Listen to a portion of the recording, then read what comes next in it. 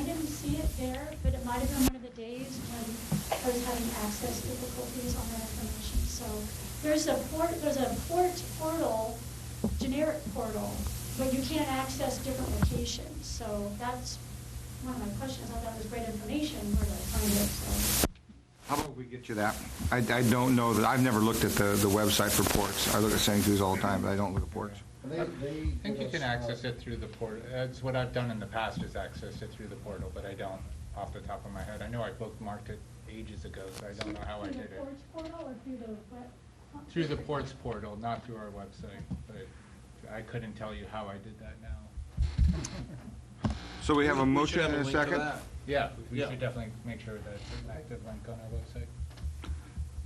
So we have a motion and a second. All in favor? Aye. All opposed? Motion passes. All right, so we're done with the consent calendar. Larry, executive director's report?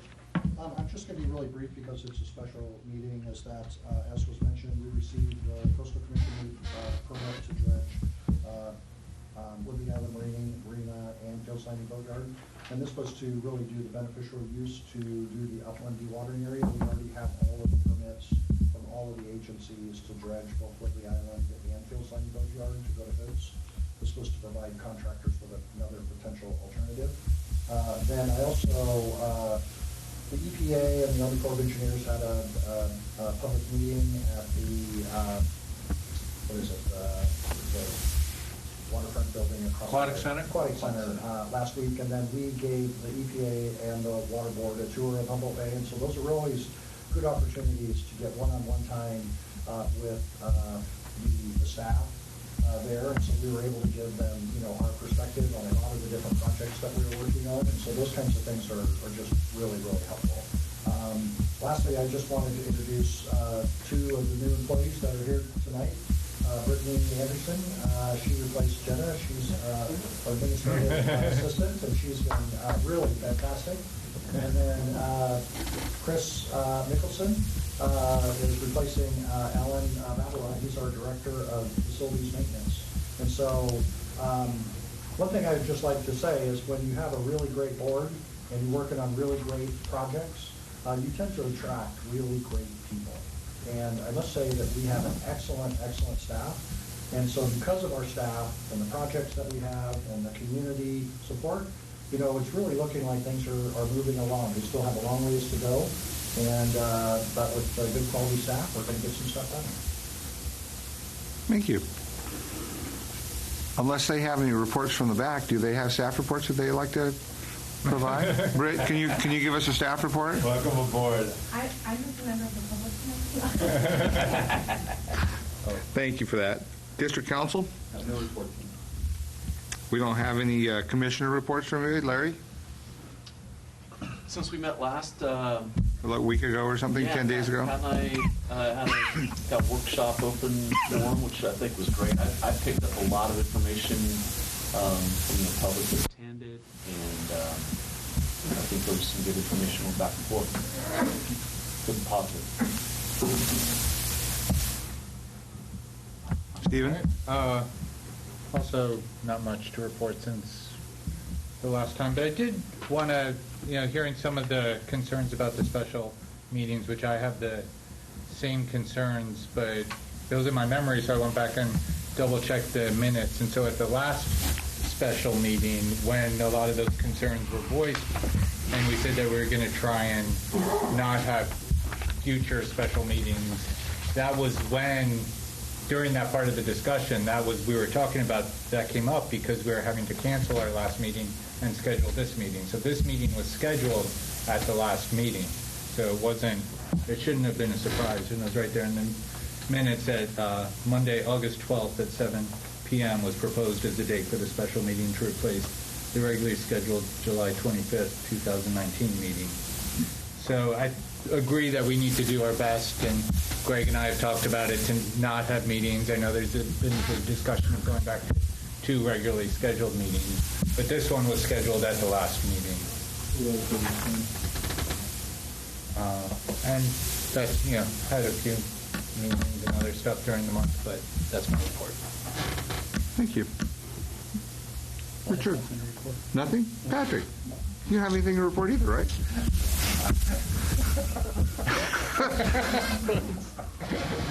I was on Keat recently. People can stream it, I think, sharing my views on how much it costs the community for gridlock related to eelgrass, longfin smelt, and dredging. We'll touch a little bit on that today, but also it's going to be the subject of the Harbor Working Group meeting on August 28th, a Wednesday, out at the small cookhouse. And I invite everybody in the community. We have to get the yes on climate change. We have to get the yes on bay management.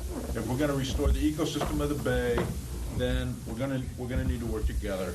And there was half as many pike minnow as there was in the last 3 years, and the high water seems to have blown them out, and that's good. But we're still going to get a permit and go spear them, because the big ones are consuming trout and steelhead, and it'll be the equivalent of a hatchery if we're able to take them down. And most people want to, and so we will prevail ultimately and get a permit. So, sorry I went on so long. You did good. You did great. I'm going to take a collection at the end of the meeting tonight. We're going to buy Patrick a haircut too. Just he's going to be on TV more. So I attended the harbor. I think this was since our last meeting. Kind of runs together when you have meetings every 10 days. But we had a Harbor Safety Committee meeting. What was that? 2 weeks ago? I think it was 3 weeks ago. 2 or 3 weeks ago. Somewhere in there. One of the things that I didn't realize, and probably we need to start doing, and we're probably going to have to do it next year when we start our permitting. I see we have a lot of these agreements to operate a charter vessel out of the island. I think we're going to have to require that they meet and pass the Coast Guard safety checklist for all our vessels that come out of here. I've been told that some of them don't, and it's not that hard, so it just probably something we're going to need to require as part of our permit going forward. Other than that, I don't have anything else to report, so I will move on to unfinished business. The discussion of the shoaling and entrance channel dredging. Take it away, Larry. So I gave the board a couple of little handouts on here, and then I made, I think, 20 or so copies that are over there if people are interested. With the first one, and I didn't put them on the presentation because the numbers are so small to see, you can't really tell. Probably the best thing about the numbers, the first one is looking at right around buoy number 9. And the first thing is, if you look at kind of the chart, you know, it says 47, 46, you know, down to 43. Essentially what it's saying is that there's nothing in the entrance right now that's less than 43 feet, which we haven't been able to say that in a long time. And, you know, there's areas of the entrance and around buoy 9 that are in the 60s. And so the Army Corps of Engineers took out with 2 different times that they came up here, approximately 1.2 million cubic yards of material that came out of there. So I wanted to just, there's another little Excel spreadsheet that's also on the table over there. And Commissioner Dale had put most of this together, which shows kind of some of the historic dredging volumes and whether the material came out of the inner channel or out of the entrance. And so, you know, some of the things that are kind of apparent is in the last few years, there hasn't really been anything taken out of the inner channel. And what I wanted to just sort of highlight is what this shows right here is, here's Whidbey Island Marina. And this is the area that's in the federal channel. And this is supposed to be at 27 feet deep. The area that I've highlighted in yellow that's right in front of the marina, this whole area here in front of the marina is less than 14 feet deep. That entire area is highlighted as less than 14 feet deep. So when we go and we start dredging Whidbey Island Marina, if the board approves the contract, then there'll be places in Woodley Island Marina that'll be deeper than the federal channel. This is part of the major problem that we have with Woodley Island Marina, is that the Army Corps has not dredged the entrance channel for some time. And in particular, when you look at this reach right here, a lot of the sediment, if the federal channel was deeper, it wouldn't be accumulating at the levels that it's been accumulating in the last several years. And so, what I wanted to say kind of as part of the conversation today on the emergency shoaling and kind of the status report, in the first place, 1.2 million is a lot of material to take out of it. And, you know, the Army Corps was fairly responsive. It took them a while to get it. They tried. They had equipment problems, et cetera, et cetera. We wish they really would have been able to get it out in June. But in the end, 1.2 million is a lot. It's more than what we thought we were going to get out when we started this thing. One of the core problems is that because Humboldt Bay was closed down essentially from January through July, no ships came into the port. No ships. Last year we had a banner year. We were starting to be on the pathway to success with shipping. But when you have a port that is literally shut down entirely to shipping traffic for 6 months straight, it was a huge impact on Green Diamond and also the Snyder Dock. The Snyder Dock, they're not planning to have any ships this year. None. Zero. That's a huge hit to this port. And Green Diamond, the shipping companies were refusing, even after the Army Corps had completed dredging, the shipping companies were refusing to allow any full loads to come in and out of the bay, even though the bar pilots had released the draft restrictions, until they had the soundings, official soundings from the Army Corps of Engineers. And so, again, Commissioner Dale and the Leroy and Green Diamond, we were all trying to get the Army Corps of Engineers to release these soundings. This is several weeks after the dredging had already been completed, because the shipping industry needed this data in order to release this information. And so part of this kind of accumulated into Commissioner Dale saying that at the Harbor Safety Committee, the Army Corps of Engineers came up here and gave a presentation on the shoaling conditions, and we were able to tell them firsthand, again, how important it is that they release the survey information. Because in the past, what had happened was the survey boats here, and this is modern technology, you can literally go on the boat and you can see the survey. You know, you can just see it right there. It isn't like you have to do a whole lot of work and go back. You know, in their defense, I mean, they do a lot of quality assurance and other kinds of things that they, you know, make sure that it's really accurate before they release the official information. But the shipping industry, the fishing industry, everybody needs to get access to this information as quickly as we can get it. And so one of the things that we were relaying to them is that we think it's really critical that in the future, when they have the dredges in bay, that the harbor, the bar pilots, and the shipping industry should get access to that information as rapidly as we can. It's just really critical for the community that we get that information for safety reasons and other things. The U.S. Geologic Survey puts up gauge data on the internet and says these data are provisional. They can share it as provisional and then tweak it later. And so within the meetings that we had with them, we wanted to reiterate in the first place to thank them for coming and dredging.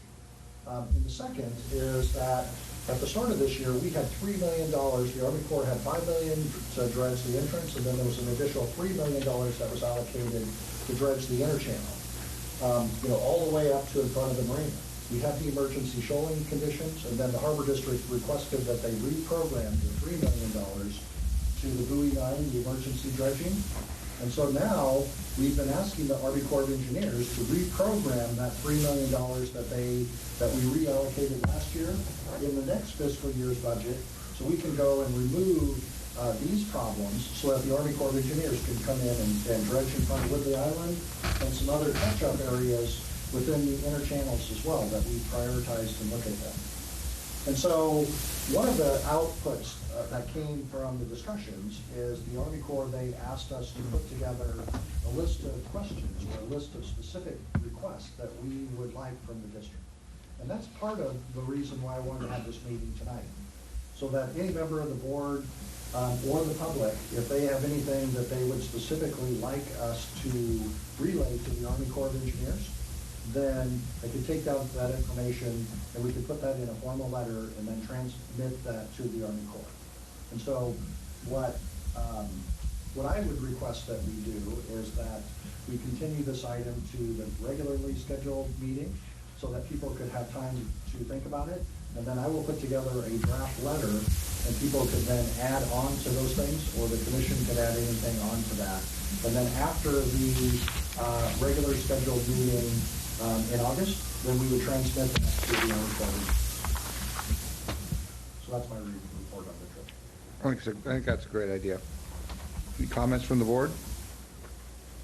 Yeah, I'd like to comment. Yeah. When the meeting with the Army Corps of Engineers happened, we had a special meeting afterwards to go over your list that you had sent in before. But the thing that was really disconcerting to me was that in the past years, the pilots had always had access to go on to the dredging boats and the survey boats and actually look at the information. And they said that, well, this is the first year that for some reason the Army Corps of Engineers has not allowed. And of course, we had the guy right here and said, what's different with the process? What was the standard operating procedure before and why did they change it so to not allow? Because actually I don't think a lot of people realize by not releasing that information when they had it, we lost a half a load of chips. It was almost $1 million worth of product that didn't leave this bay because of a decision by somebody to not allow the harbor pilots to have that information where they could have opened up the entrance there and allowed the full load of ship. So we don't want that to happen again. That I think's been fixed. I believe that we're on a different page today than we were then, but. Well, if you don't have it in writing, we should put it in the letter. Yep, it will be. You know, and the way that sediment works is it equilibrates. And so if you dig a deeper hole between here and Eureka, then all the sediment from the harbor on both sides will evacuate into it. And so this is a key piece of the equilibrium, and so this would be like an insurance policy for Eureka, because essentially all the dredging they did last year, now that would be not only maintained, but you might even have your bottom elevations drop. And so that should also be working synergistically with the Woodley Island dredging. And so good for catching that, Larry. And we should stay on that. I mean, really, that's kind of key to the maintenance of the marinas is whether or not the federal channel's maintained. So good catch. No. I have nothing else to add, just that, sounds like a great idea. We should definitely get the letter out and collect all the public comment, not like holding it off until the next regularly scheduled meeting so that you can get more input. And yeah, I wholeheartedly agree. We need to get the federal channels dredged here as well as the marinas. I think this letter should be replicated at every quarter to the court. Don't forget, you could fall in the jetty on the north side and never be seen again. We need to keep on those guys. That really needs repair, and it's something that always falls off their list. I think they're on that too, Patrick. I think that is in their plan. I'll take it to the audience. Any comments? David, please step up to the microphone and speak your piece. David, hello, thank you. It may have already been passed up the line, but if it hasn't, I wanted to bring up the fact that I noticed, normally when you go down the bay on your way down to the Nicholas to go out, on a really rough day, you start to notice some swell when you got past the Coast Guard. This year, I was noticing it before I got to the tree, and on small swells. And so I'm very curious, since they addressed that problem with number 9, if that changed that issue, because the swell is apparently coming up through the jetties, and then it wraps around, and it just keeps going right up to bay, and it's stripping out the land on the west side. I just believe the road out to the Coast Guard is almost in the water now, and there's a dynamic involved there that really needs to be looked at, and I've mentioned it to Troy Nicolene, and he's passed the information on, but as we all know, it depends on who's singing it, whether somebody listens. So it would be good to include it. And I believe, wait, is that swell still crawling up the base? I noticed that the rest is down there and it's been flat. Yeah, okay, yeah. Well, it definitely needs to be looked at, because I've fished out of this port all my life, and I've never seen that. You haven't been down, you haven't been out the entrance since it was dredged? I'm not. I'm stuck in Fort Bragg. Okay, all right.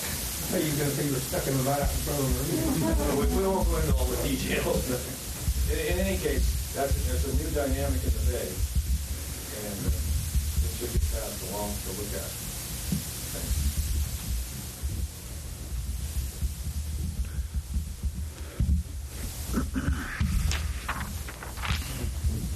Miriam Breed. Miriam Breed. One of the things I wanted to clarify, I think that I was at that special harbor safety meeting, and had a really nice chat with the new director, the Army Corps representative that's in charge of all the dredging. Anyway, I believe that he said multiple times when people wanted to know about that $3 million, that money's gone. There's no repurposing of it. So I just wanted to be sure that everybody knew that that's correct. I believe he said, and I don't know if that's on the website yet, what that meeting is, but I know it was televised or recorded, but so you guys should be aware of that. He said that money's gone, that special repurposing. The need hasn't disappeared. The $3 million is not. We gave him the money, but the need has not disappeared. I don't know the need, but he's saying that it was not, it's not available to the harbor district again. So we need it again next year. And he also said that 3 months ago is when they did all the planning for 2020, and that the next dredging will not be until 2020 for the Army Corps. See? Any other comments?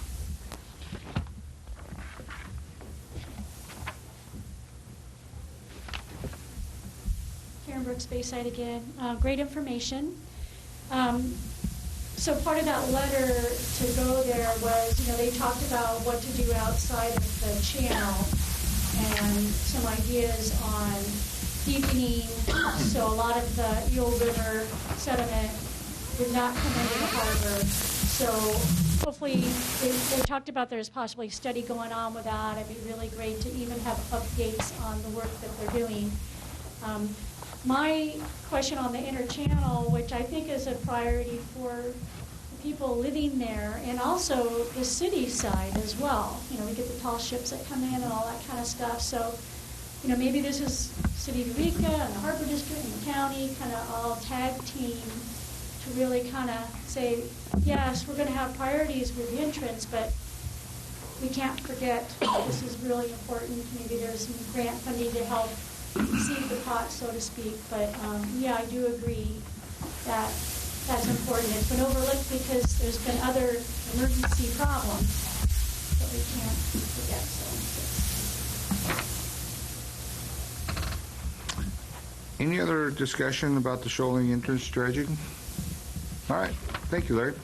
That's just informational. Let's move on to item 6B.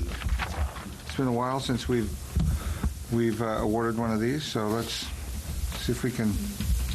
Okay. So we're talking about the Woodley Island Marina and Mining Boatyard. There were 3 bids that were received. The Beaker Group said they could remove 20,040 cubic yards between the field siding and the Woodley Island Marina. Biggest Construction submitted a bid and said they could remove 14,028 cubic yards, and Mercer Fraser submitted a bid for 4,000 cubic yards. Again, just to remind everybody, as we said, we had $620,000, and the bid would be awarded to the firm that could remove the most cubic yards of material. That was the deciding factor. If you look at the mobilization costs, these are huge differences from what we've been seeing in the past. These were $600,000 to $900,000 last year when we looked at this. The key factor on the Dutra was that they're going to be here dredging the Chevron dock. And so they were already going to be mobilizing with the Chevron dock. They were really capitalizing on pairing at the same time as Chevron is up here, which really is a huge benefit to the district to be able to capitalize on that. And so basically the schedule, it looks like, I talked to them today, and we're planning for an early to mid-September dredging cycle. They would do the Chevron dock first. They come out and do Chevron because they're already under contract. Everything is already set. For them, they were originally planning to do Chevron in mid-August, is my understanding, and they pushed it off just a little bit to coincide with our dredging cycle. Then we would do Fields Landing Boatyard, and then Woodley Island Marina. The equipment would be a barge and a crane. They told me they'd be using the same equipment, essentially the same equipment that they did the Sierra Pacific dock last year, which was a barge with a crane with an 8 cubic yard bucket. And last year they had a 3,000 cubic yard dump scow. They said they would probably bring a 2,000, a little bit smaller one, because they're going to be coming into the marina, and so they'll be using a little bit smaller dump scow this year. And so discussed with them, and we kind of laid this out. This is what we're hoping that we're going to get out, and this is the priority areas and how we would intend to tackle this.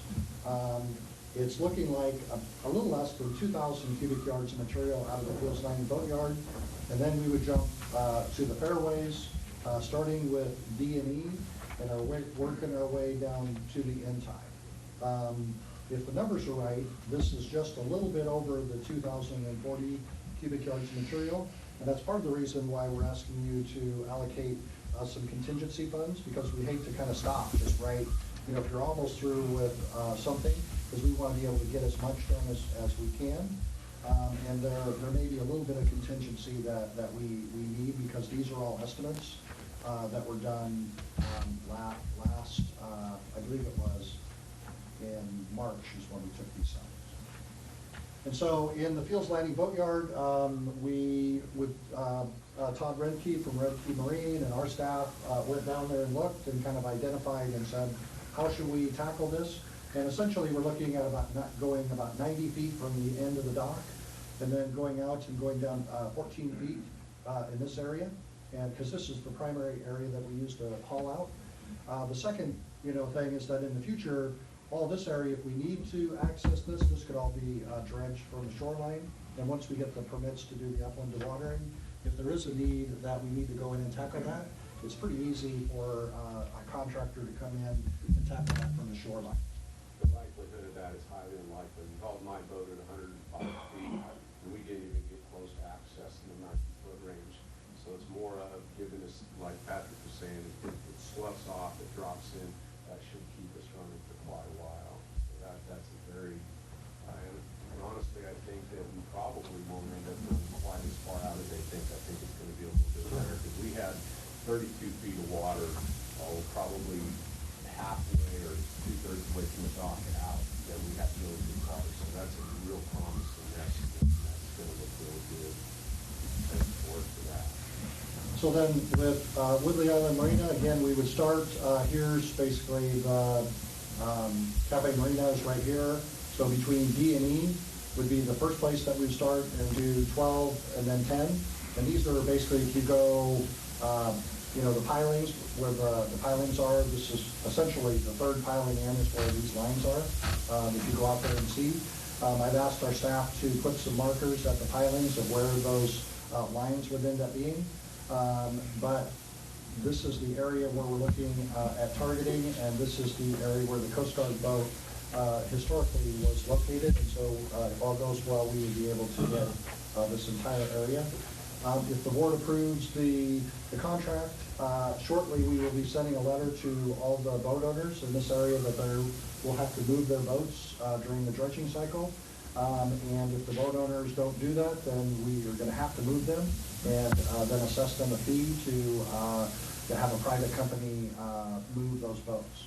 And so, we're talking with the company, there's some small boats, because we're only doing the fairways, and we're still sort of figuring this out, but some of the boats they don't go all the way out to the end, and so it's basically, if you're not within, say, 5 feet of the end of the fairways, then you'll probably be able to leave your boat there. But the dredge contractor said if you're gonna leave your boat there, then they don't wanna be responsible if they're slopping mud around, and they're not gonna be cleaning your boats. So the intention is to relocate all the boats, one fairway at a time, and do some boat shuffling. What this will entail is there's a lot of boats that are outside of their original lease slips. So in other words, there are a number of boats that maybe their home dock may be F dock, but they might be located over on A dock, as an example, because we've shifted all kinds of boats around. And so initially, we're going to be moving boats, and we're going to be trying to get people back into their original slips as much as we possibly can. So there's going to be some shuffling, and we're going to take some cooperation of the boating community over the next few months through this process. Just in sort of hindsight, we had talked before when we put out the RFP that this is really the big problem area is right in this area, the shaded areas there. And you can really kind of see it in these slides. This is where the major problem, and again, between D and E and over in this area is the area that we're targeting. It's not to say that the other parts of the marina are not also having problems, but this is where the really major problems are in the marina.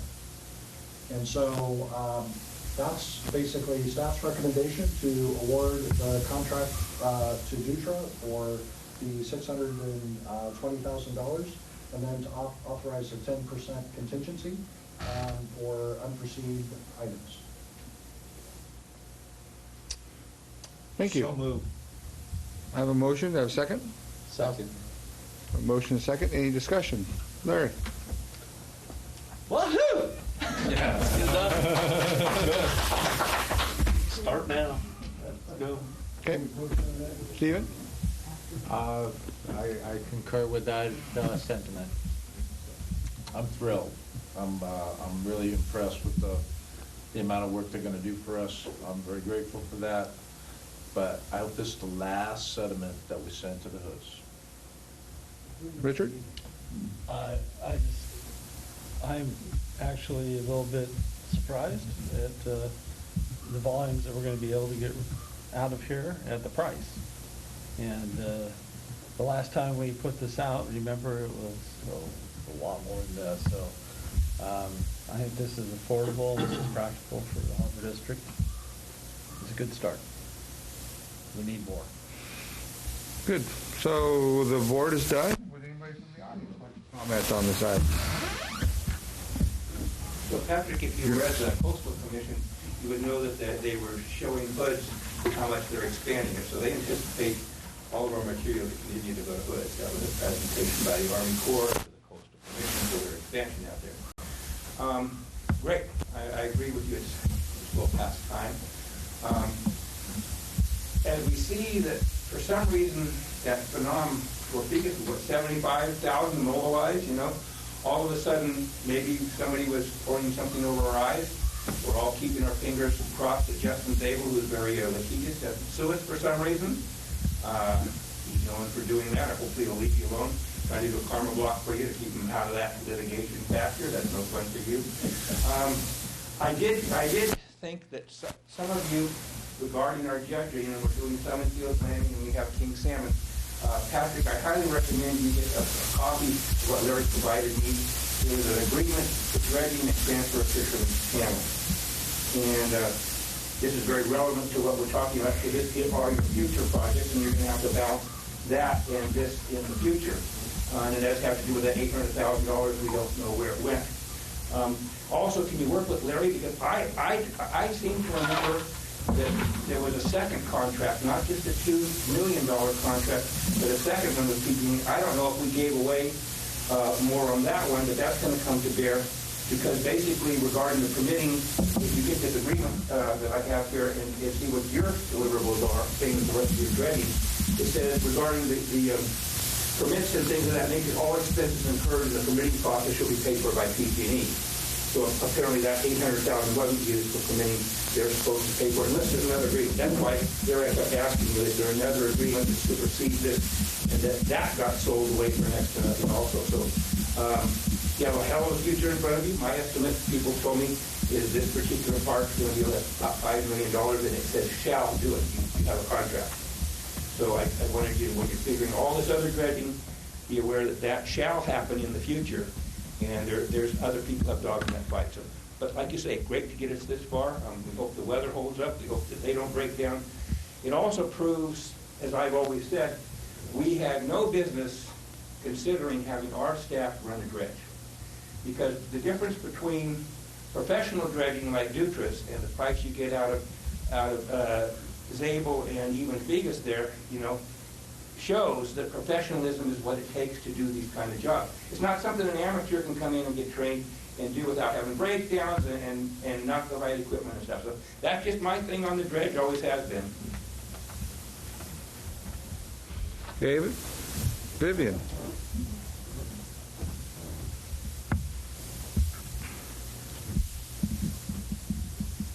Vivian Hallowell, speaking as an individual, not representing any group.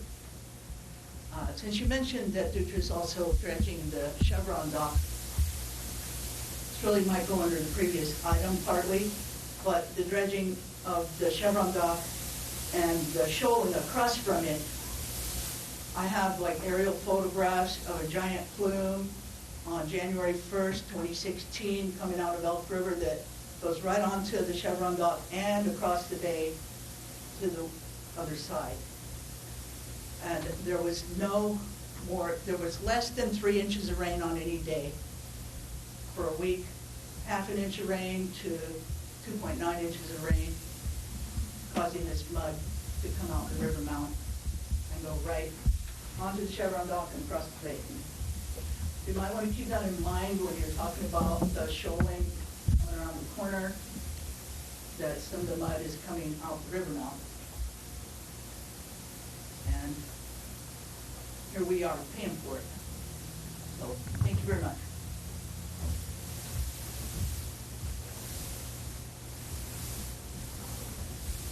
David Hallowell. And I'm really excited to see the dredging get done. And I hate to rain on the parade, but if you clean out the fairways, I still won't be able to get into my slip at low water.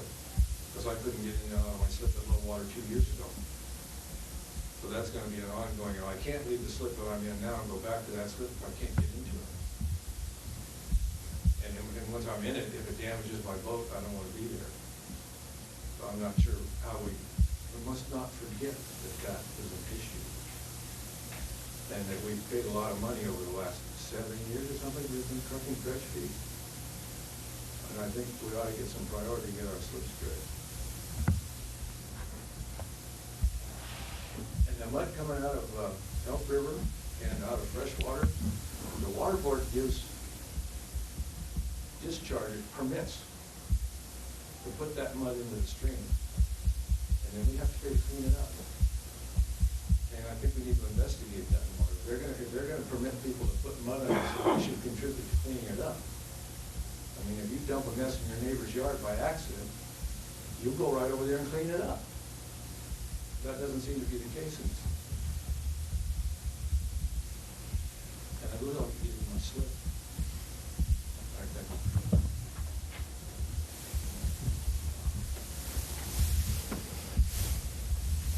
You're right, Crystal. Again, I meant to say I really appreciated Larry's time to put together that workshop we did last week. That was really good. I meant to say that earlier.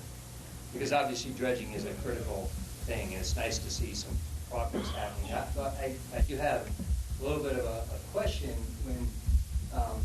When these get scooped out, like this gentleman was just saying, these slits aren't necessarily going to be that deep, but there will be some sloughing off. I would think that then isn't this going to just change, the depth of that? because you can't just, it's obviously fluid sediment, I'm not sure how long that would last. I'm not an expert in that, but it seems like you're only scooping out part of it. I think there is going to need to be, additional discussions. I know some boat owners would, just run their props to dig out their boats, which, maybe that could be extrapolated out to somehow, flush out these slips during higher outgoing tides.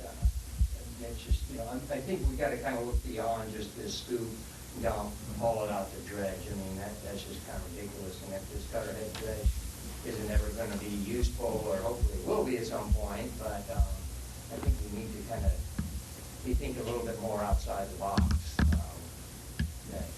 this isn't just some big issue where you're collecting fees and not really being able to deliver these people a usable slip. Thank you, Roy. Anybody else got a comment on this item? Thanks for that. I will, my last comment before we have a motion and a second. No.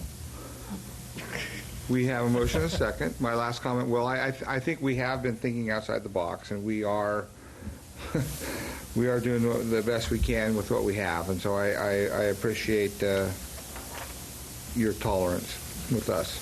Yeah, but next year, we're going to get out of this, and we're going to get into a sustainable mode. And if we do this annually and our permits are open, then we won't have this like big hump where we have to raise a huge amount of money. It'll just be part of our routine doing business. And we have the equipment, we have the staff capacity, we need permits. And I hope that the community is going to help us bring that to fruition between now and a year from now, because this really isn't working, but this is a good short-term solution. Thank you, Greg. You betcha, Patrick. So, good short-term solution is it's step one. Yeah. There's a lot of steps, and this is tremendous. That number 14 on the screen right there, that's federal channel that we're dredging for the federal government right there. And so we'll talk to them maybe about a reimbursement or something. But yeah. But I mean, it's getting just a small step forward. Big thing is the win for the last short period of time to get the permits from coastal, and those are we're looking at multi-year permits now. So we're back in the business with options. With options, both on land disposal. The disposal sites we still have more to, and I'm sure you're going to start seeing that as the year proceeds. More disposal site options opening up. So this is just step one, but it's exciting as hell to get this thing going. Yeah, nice to see that barge out there. So I have a motion and a second. All in favor? Aye. All opposed? Motion passes unanimously. Okay, we can take a quick break for a second? Or you can go on with it. We'll go on, go ahead. Okay. All right. We are going to item 7A. Larry, take it away. Authorizing the release of a request for proposals to lease the District Redwood Marine Terminal 1 dock and property to develop and operate a new multi-purpose dock at the Redwood Marine Terminal 1 to support proposed offshore wind energy development. Tell me about this.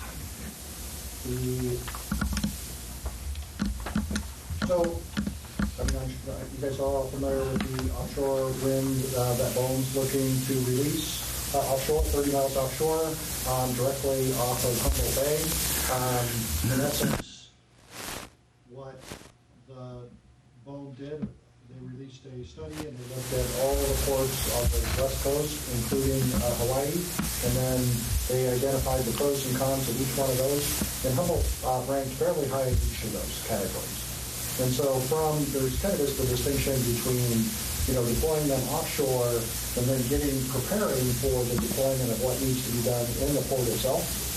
And so, there's a lot of these acronyms and these different things that, they go in. over here, kinesiology and all this hydrokinetic facilities. And in the end, what does all that really mean? It really gets down to these three things over here on this side, is that there's the assembly, which is really putting the pieces together in a lot of welding jobs, is really what we're talking about. A lot of welding jobs is in the assembly process. So with that, they would bring the materials in by ship. They would offload them, and then they would start the assembly process on land. There's a couple of different processes, and then they would likely start doing a wet deployment. As they're assembling them on the shore, then they would be welding the pieces together, so there'd be lots of welding jobs and these types of things, plus the electrical components of it, putting together the turbines, the wiring, all those different components. In the fabrication and the construction side of the equation, this gets to the point of actually manufacturing and putting together some of the components here. And these rating and ranking say the pros and the cons of doing actual fabrication and assembly.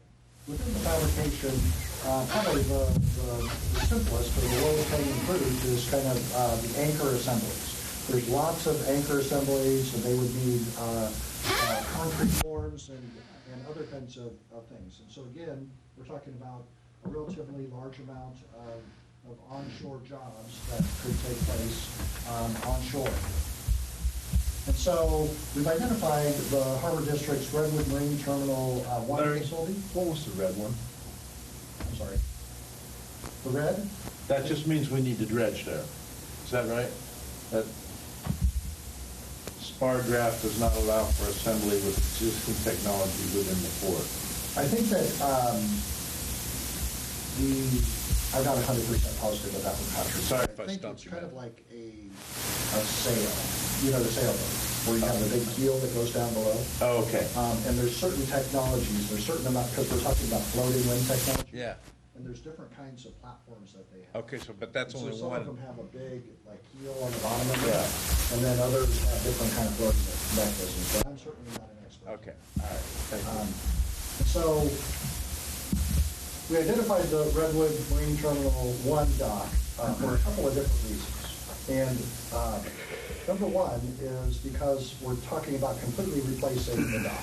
And it's the largest dock that we have on the bay. It's approximately 7 acres, that dock itself.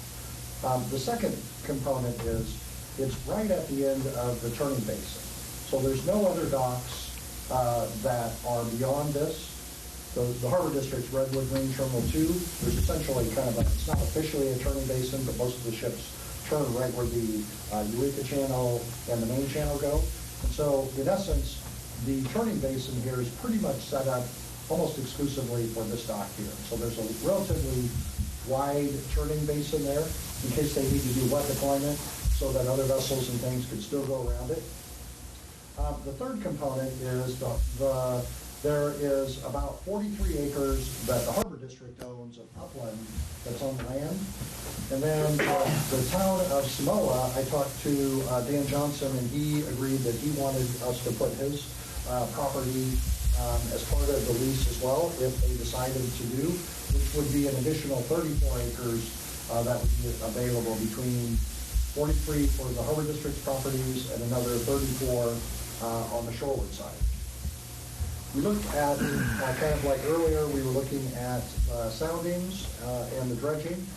One thing that I think that we need to plan for is the federal channel, like most of the federal channels, they don't go right up to the dock.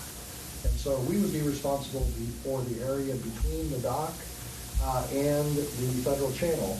And so if we're going to proceed with this, then we should begin the process of getting the dredging permits for that little area between the dock and the federal channel.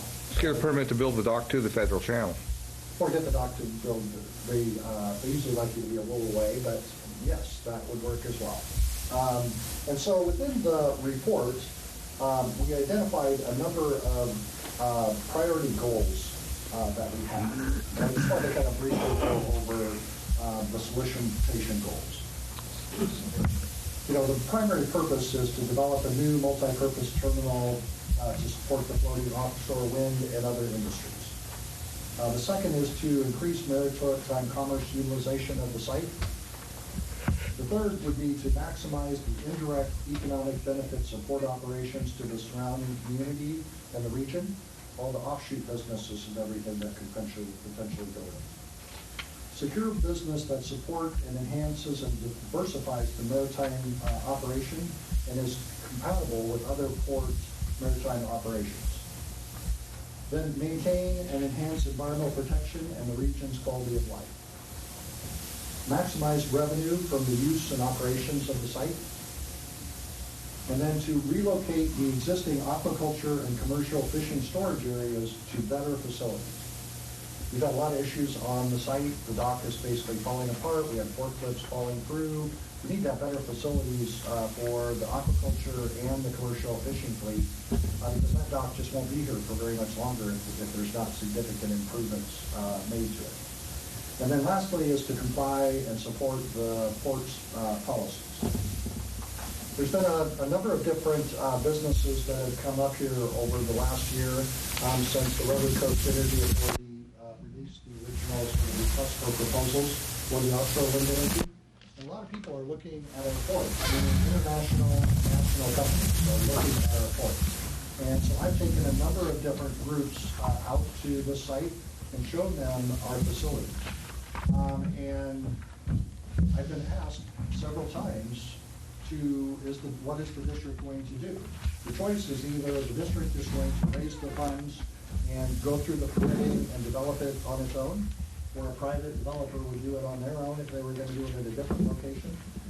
And quite frankly, we can't afford to dredge. I don't see how we could, in the time period that the offshore wind energy is looking to deploy, I don't see any way that the Harbor District would be able to get the funds and have the resources in order to go through the permitting and the development of these facilities within the time periods that we're talking about. The second option is to go out for a request for proposals similar to what we have, and then look for the private industry to come in and do investments, and that there may be a public-private partnership that might go in. The RFP basically says that we would entertain a variety of different options of how someone might structure a bid proposal to us. And so we really need to kind of put this out to bid and then see what kind of proposals come back to us, and then we could evaluate those. My recommendation, and I included a list in the packet of a variety of different organizations that might be able to get to help us with evaluating these proposals. It's kind of a similar process as RCAEA put together when they looked at the bid package. This board has a offshore wind subcommittee, and so my recommendation is that the board authorize me to release this RFP and then have the dredge subcommittee work with staff to put together an evaluation committee that could help the board to evaluate the proposals, so that when eventually we get the proposals, we would bring those back to the board, and the board would have the ultimate decision-making authority to move through or not. If there, over the course of the next couple of weeks, if there's some changes or something that we really feel like we need to do to the RFP, we can always issue an addendum to the RFP.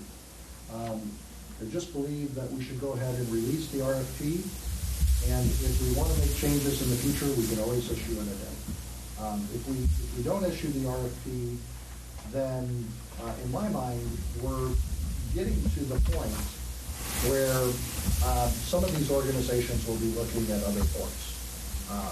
Even though they're 30 miles offshore, they'll start to look at other ports and say, well, maybe we should try to do this in Tucson, or maybe we should do this at Grace Harbor, or maybe we should do this somewhere else. I think I modeled this RFP after an RFP that was prepared by the Port of Oakland. And there is one mistake in there, but it still says Oakland. Stephen had showed me, and I'm going to correct that. I've already corrected it in the packet. And so with that, I would recommend that the board take staff recommendations to release the RFP, and then have the not the dredge, but the offshore wind energy subcommittee work with a group, to assemble a group of people to evaluate the proposals. I'll make that motion. I got a motion, have a I'll second? second. Have a second? Richard Stephen. Any discussion? This is an early point now, but we're going to be able to chime in on some points in contract. So, right, I mean that's the idea, right? Okay. Because there's a couple points as far as land transportation and not giving away access is what, and where property taxes are going and all that kind of stuff. So we're a long ways away from making a decision, but concept is great. Yeah, I like the concept of the way of going about this, of having these companies, and because I've been with some of the meetings that Larry has had with some of the companies who are interested in the potential of Humboldt Bay, and it's pretty exciting, and I look forward to seeing what their very adept and polished marketing departments will put together as the proposal for Humboldt Bay. And so I think this is really having them come sell us on what they can bring to the Bay, and I think it's great that your list of priorities I think is really good. So I think this is the start of something that has the potential to be pretty amazing for this whole area, if we do it right and get the right partner in here. Mr. Marks? Fine. Fine. There you go. There you go. Patrick? It's the future, and there's a lot of capital, and so public-private partnership makes sense, and we could chase grant dollars for this until the cows come home. And so I think that if the business is there, we'll get an offer we can't refuse. I tend to agree. I think one of the during one of the meetings that I attended, it became pretty obvious to us that this is probably a little outside of our wheelhouse, and we're going to need some help. So the committee will be looking for help outside of, and Ryan will give us good advice on where to go to get that help. But I'm supportive of it. So I think we're done. We'll go to the audience. Well, it's kind of like in the supervisor's chamber, as I said, to Nordic Farms, the same Achilles heel. I said, you got 3 Achilles heels here, and I'll explain them. You're in California, you're in California, you're in California. This isn't going to happen here because the regulations are too strict. I don't even think that the wind power is going to happen out there because it's being blocked onshore. And for those of us who know how much harder it is to keep equipment running in the total salt air and under those circumstances than it is on Torque, it's not profitable. People don't quite get that yet. The extra cost of permitting and all this are going to throw so many monkey wrenches in this process. It's a unique pipe dream, you can go for it. If you're going to do anything like this, your RFP, I invest in things, anybody else who invests in, we're not going to lease your property. We're going to go buy some property somewhere. We like to have ownership. It's not a partnership. That's not how big business works. They go down to Arkley, cut a deal, or they go out to Field Manning, cut a deal, and they own the property.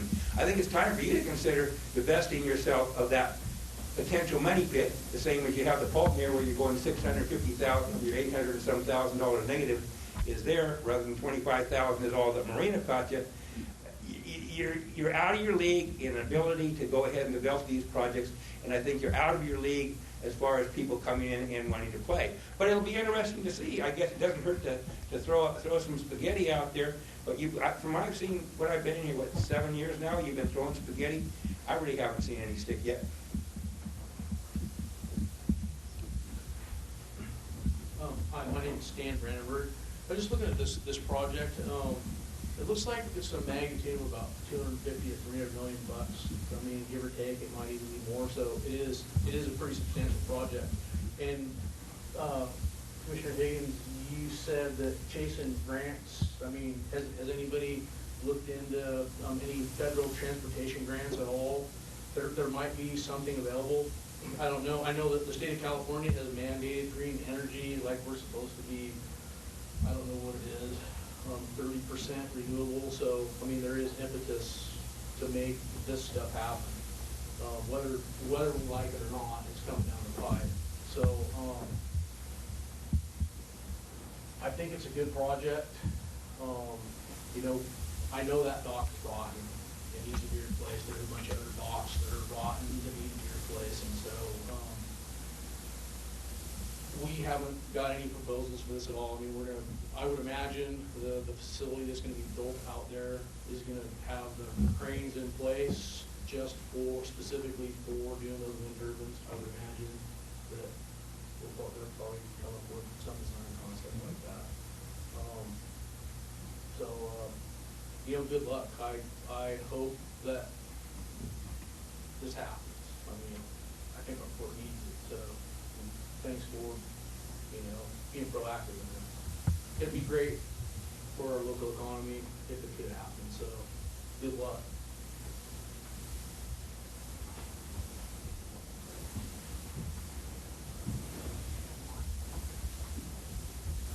Vivian Hillwell. I'm interested in the transmission capacity from here to inland to support a wind energy project offshore, since there's also a wind energy project being considered on Bear River Ridge. And I don't know the answer to this question, but my impression is that the transmission lines from here to inland may not have a huge capacity because they weren't designed for a huge capacity. I'd like to know where this better place that you're going to move the fishermen to is. And my next question is the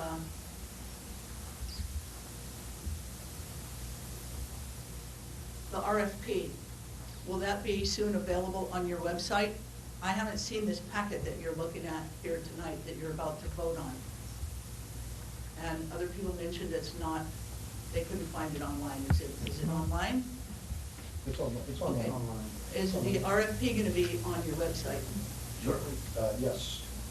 It's included in the packet, and it will be, if the board approves it, it'll be up on the website. That answers a couple of my questions. Is there a place to move the fishermen to? Get them out of the way? Got any idea where that might be? Vivian, we don't necessarily answer questions. We I see. take public comment. I apologize. Certainly, I understand. Okay. It's a ways out. It's a ways out. So we're not, that's not at the top of Understand our you're list. thinking about where to put them. Us. Right. Thank you.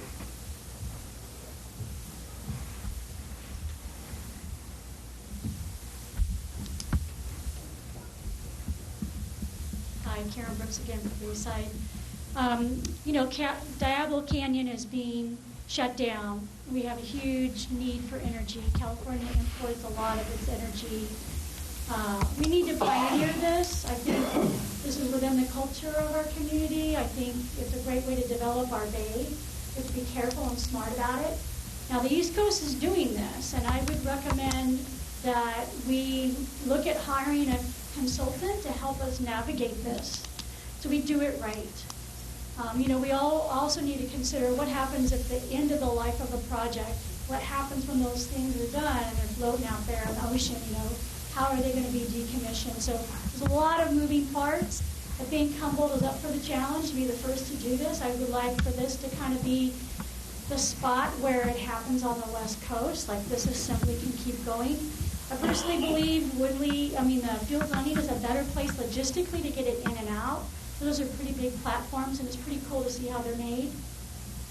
As someone who's with the Humboldt Eastern Railroad, your transmission lines are locked up.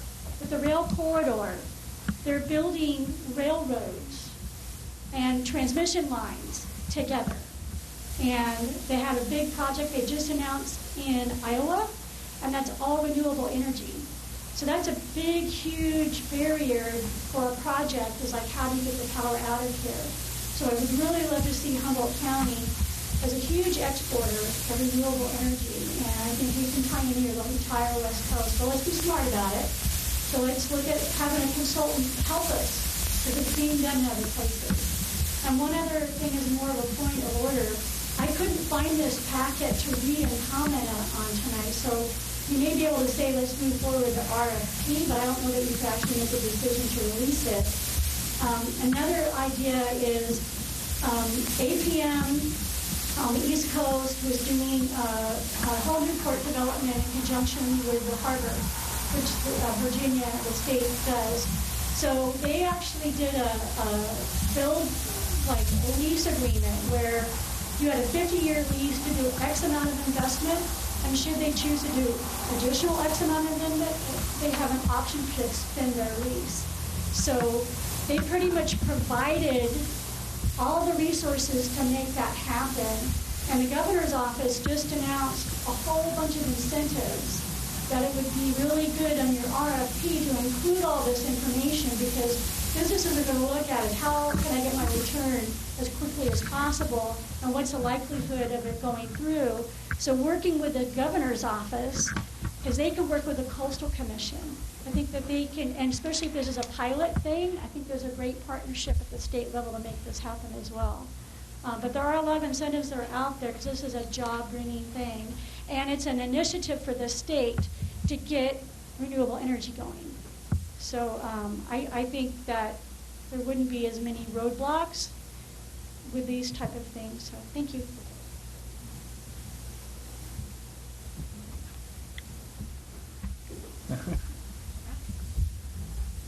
You're right, Driscoll. To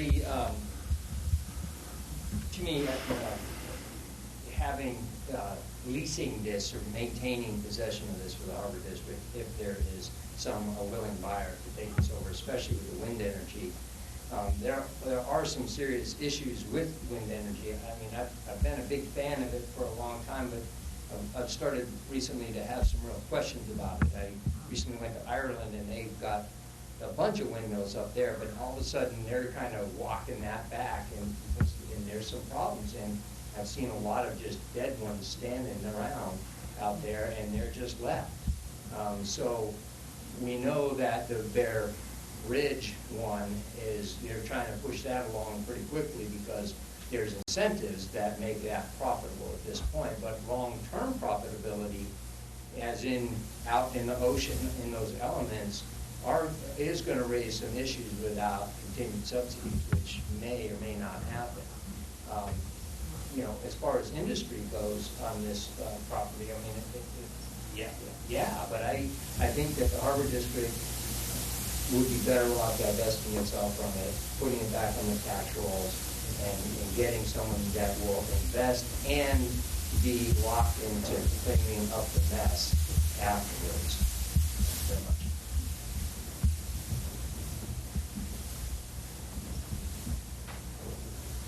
David, hello. Sounds like you're going to be having discussions with some of these wind generators, and I think a really important question to ask them is how they plan to get this power to the grid. I worked at the Humboldt Bay Power Plant for 11 years, and unless I'm wrong, that line only handled about 150 megawatts, which is nothing.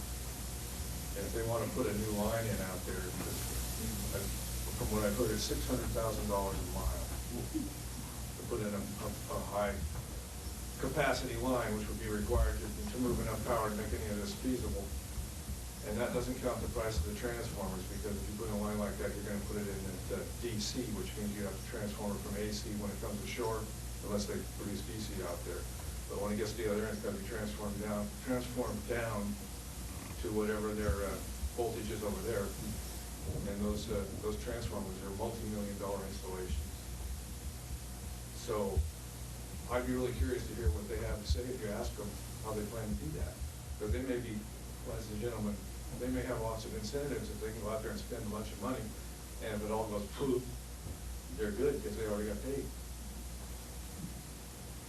Thank you.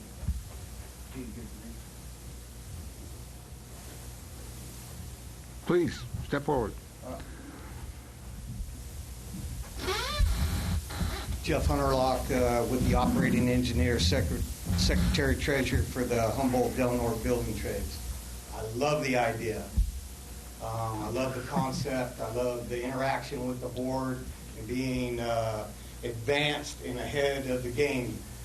SB 100 last year, before Governor Brown went out, he passed a bill renewable energy, no fossil fuel, 2045, done. It's in the law as it's written today. We're headed in that direction. So I support any and all activity, no matter how big or small.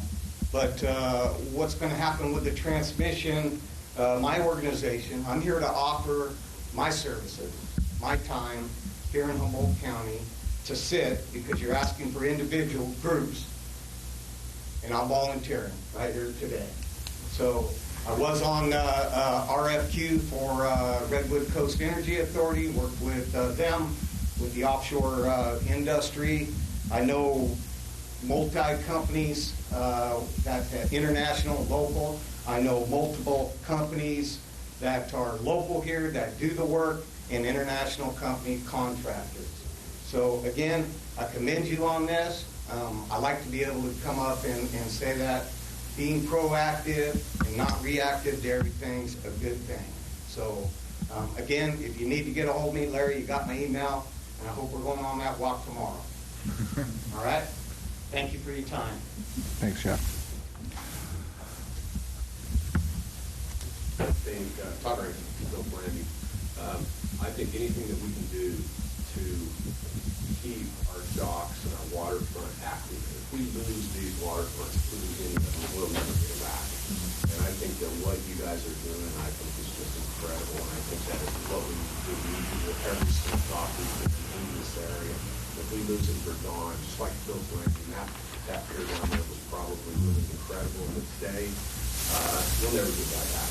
The process is the permit. I mean, how we can even get permitted to drag half the time. And if we lose any of this, we're never going to get it back. And I commend you guys for your efforts in taking the heat from all corners of the county here about this. And at the end of the day, is the community as a whole, we have to get behind this. We have to support the Bay. We have to, we got to give and take. But if we let this stuff go, we let our community die, we're not going to get it back. And then what are we going to do?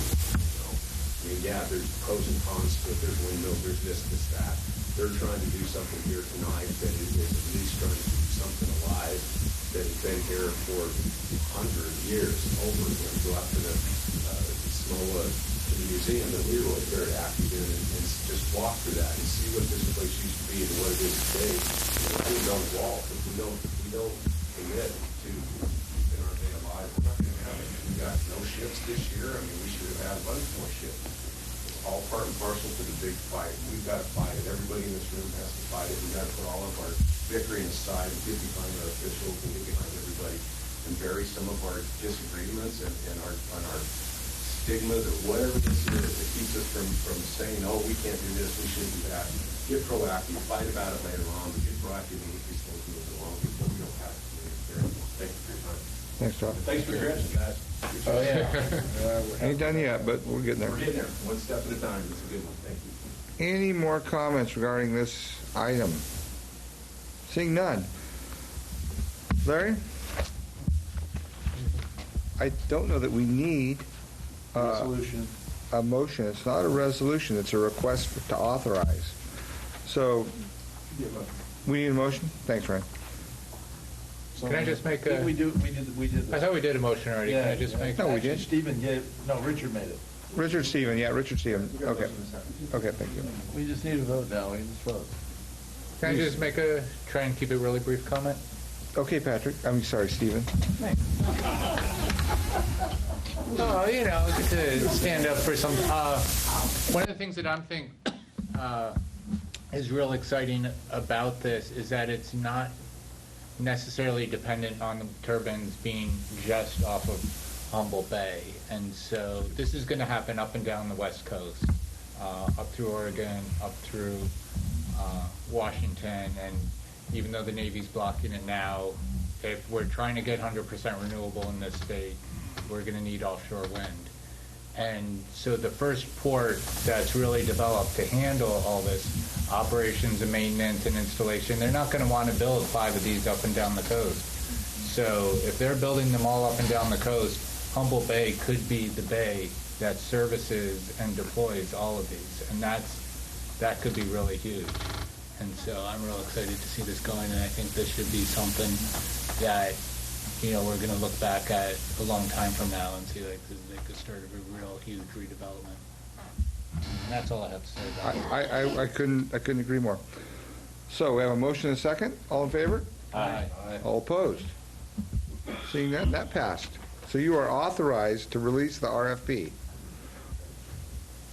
All right, we're moving on to a resolution. What happens with the resolution? We have a roll call vote on the resolution, is that right? First, we have to. Well, we're not there yet. Stretching this out. So we are adopting a resolution, item 7B, to authorize our ED to execute an employment agreement with Alan Bobalot for a 100-day wait period. For exception to the 180-day wait period? It's actually two resolutions. It's 2019-09 for the agreement, and it's 2019-10 for the board's Thank you, Ryan. exception to the 180 day period. So if we give him an exception, we get him for half price, is that right? That's right. Okay, has that stipulated in the resolution? I didn't see that part. I didn't either, but can we change that? You got the floor. Let Larry do this. Can I get a motion? So moved. Do we need two motions? You can do it as a joint motion to adopt both resolutions. So I need a motion to adopt Resolution 2019-09 and 2019-10, both of them A's. I'll move twice. And I'll second. All right, I have a motion and a second. Any discussion? Larry, you want to tell us what you've got planned, or it's pretty obvious? Yeah, we've got these big projects that we're working on, and the infrastructure on the Samoa Peninsula is falling apart. And so, the very first thing is the water tank on Red Tank Dock. The town of Samoa is basically putting in a whole new fire suppression system. We need to coordinate with that and get that off. The second thing is that with the Nordic Aqua Farms project, we're basically preparing that site, cleaning up all the debris, removing the tiles, machine building. We got to get the machine building going. We're essentially planning for a whole new industries that are coming out to the Samoa Peninsula out there. And then the first order of business is we have this dredging project that we have. And so basically the maintenance staff is going to be spending a lot of time on the marina in the last month and a half. And so at the same time, RMT2 is growing. And so really Ellen is going to be focusing on the Samoa Peninsula primarily, and then also helping to train Chris on where all these different things are for this unique infrastructure that we have to maintain. And so that's what he's going to be doing. We're phenomenally lucky he's that motivated. How long, I didn't really see it in there, how long do we anticipate this contract lasting? I believe it was 2 years. I think it was a 2-year contract. And it is an at-will contract, so it's got a 2-year term, but either he or the district can terminate it early with or without cost. What's the cost of the district? The cost of the district that works no more than 960 hours, and the hourly... In a year? In a year. 960 hours in a year is the maximum that you can work. There's no benefits that are associated with this, no health insurance, no retirement. You cannot get any unemployment. It's purely just the hourly rate, and that's the charge. I believe there's workman's comp is the only insurance that we're required to. We got about the cheapest consultant we could get. Yes, it's about $38 an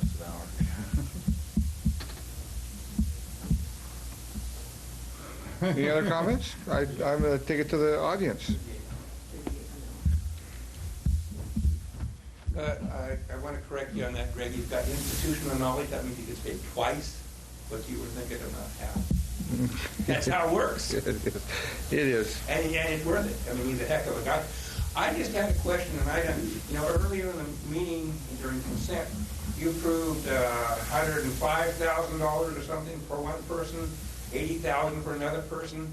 Is this what is your total cost then, as far as your personnel budget? Is this in addition to that? Should you go ahead and start pulling from some reserve to cover the cost that you're doing for this? or was this figured in your budget? And I just look at total personnel costs. If I were you, that's the question I would be asking your director, was this figured in the budget? Or if it's not, what are you going to cut back on to enable you to keep throwing money into your money pits out there? Out there. This one out here? All of them, they're all over, Gray. You got nothing but money pits. But seriously, that's a question I think, because you are on the edge on your budget, that question would be prudent for you guys to ask your staff. That's my recommendation. Thank you. Any other comments regarding item 7B? Seeing none, I'll bring it back to the board. It's a roll call vote. Mr. Commissioner Marks? Commissioner Higgins? Yay. Commissioner Yes. Marks? Yes. Mr. Doss? Yes. Commissioner Coleman? Yes. President Gale? Yes. So we get to whip up on Bob a little bit longer. Item 7C, consideration establishing a budget subcommittee. You want me to talk to this? Yes.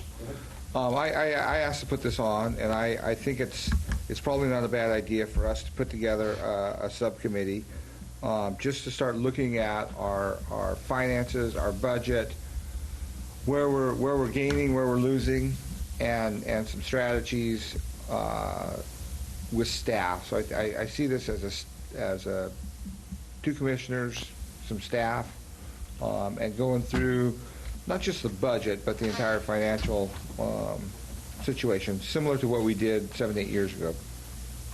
And so I would like to be on this committee. I would like another person also to volunteer. Seeing that, I'll assign somebody to it.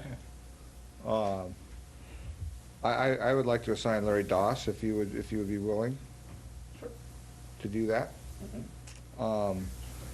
And we will we'll start out with just a quick meeting with probably Larry, you, myself, Mark, and some staff. And then we'll kind of go through with Larry's direction some of the issues that he sees. But This is your purview. I'm not sure we Yeah, need it to is. vote on this. It is. it is my purview. Yes. Yeah. So good, I'm done. Yep. Well, I would like to give it to the audience. Any comments from the audience? Good thing you sat close to the microphone. That's what I'm doing. Why don't you give it to me? I'll just put it in my lap. Apparently what you're doing on this is you used to have us having 4 or 5 meetings of input. Now you're going to have a subcommittee, or You're still going to have 4 or 5 meetings of input. Oh, great. Yeah. That was my question, so that answers my question. That's all I have. Because otherwise, we were going to be losing the transparency in our schedule, $600,000 errors for you so that you wouldn't find those out later. Thank you. Any other comments? Sharon Brooks again. It would be great to have a mid-year review, so maybe it's at 6 months, because if you have any kind of unanticipated expenses or those type of things, so you can kind of look mid-year where you are, hold the line. I know you do that probably internally, but it's really nice to offer that to the public to kind of see what's going on as well. So that's all I recommend. Thank you. Thank you. So I don't need any more. Any administrative or emergency permits for our special meeting? When is our next regularly scheduled meeting? I believe it's the 25th. August 25th. 22nd. It is the 22nd. August 22nd. It is a Thursday. Thank you, Andy. Not 6 in the morning? No, it'll be open session or closed session at 6. So if you want to talk before closed session. Now you have to guess what time. So we will be holding court on a more regular basis going forward. Thank you. So with that, I adjourn this meeting. Thank you.